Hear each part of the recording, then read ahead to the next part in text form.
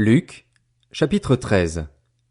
À ce moment-là, quelques personnes qui se trouvaient là racontèrent à Jésus ce qui était arrivé à des Galiléens dont Pilate avait mélangé le sang avec celui de leur sacrifice. Jésus leur répondit, « Pensez-vous que ces Galiléens étaient de plus grands pécheurs que tous les autres Galiléens parce qu'ils ont subi un tel sort? Non, je vous le dis. Mais si vous ne changez pas d'attitude, vous périrez tous de même. Ou bien ces 18 personnes sur qui la tour de Siloé est tombée et qu'elle a tué, pensez-vous qu'elles étaient plus coupables que tous les autres habitants de Jérusalem? Non, je vous le dis.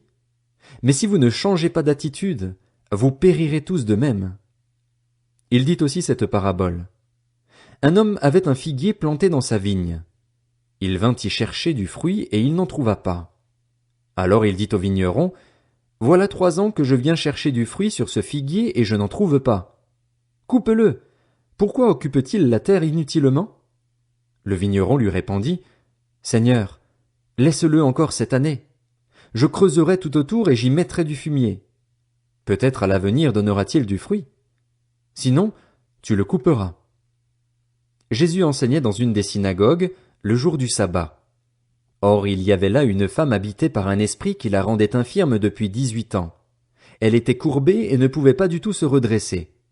Lorsqu'il la vit, Jésus lui adressa la parole et lui dit, « Femme, tu es délivrée de ton infirmité. » Il posa les mains sur elle.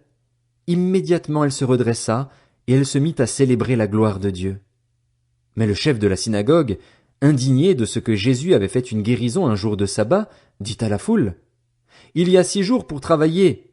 Venez donc vous faire guérir ces jours-là et non pas le jour du sabbat. » Le Seigneur lui répondit en ces termes, « Hypocrite, le jour du sabbat, chacun de vous ne détache-t-il pas son bœuf ou son âne de la mangeoire pour le mener boire?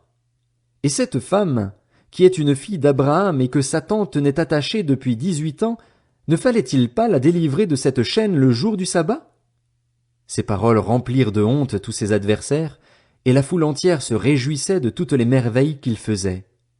Il dit encore, « À quoi le royaume de Dieu ressemble-t-il et à quoi le comparerai-je? Il ressemble à une graine de moutarde qu'un homme a prise et plantée dans son jardin.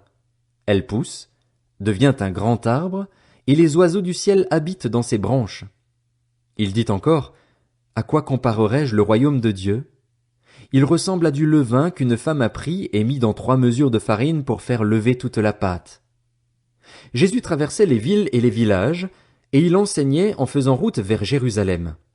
Quelqu'un lui dit, « Seigneur, n'y a-t-il que peu de gens qui soient sauvés? » Il leur répondit, « Efforcez-vous d'entrer par la porte étroite. En effet, je vous le dis, beaucoup chercheront à entrer et ne le pourront pas.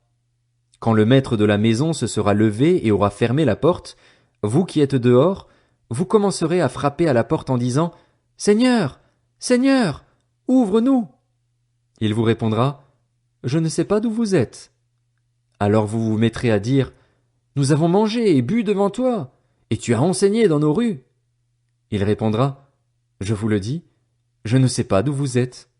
Éloignez-vous de moi, vous tous qui commettez l'injustice. » C'est là qu'il y aura des pleurs et des grincements de dents, quand vous verrez Abraham, Isaac, Jacob et tous les prophètes dans le royaume de Dieu et que vous serez jetés dehors.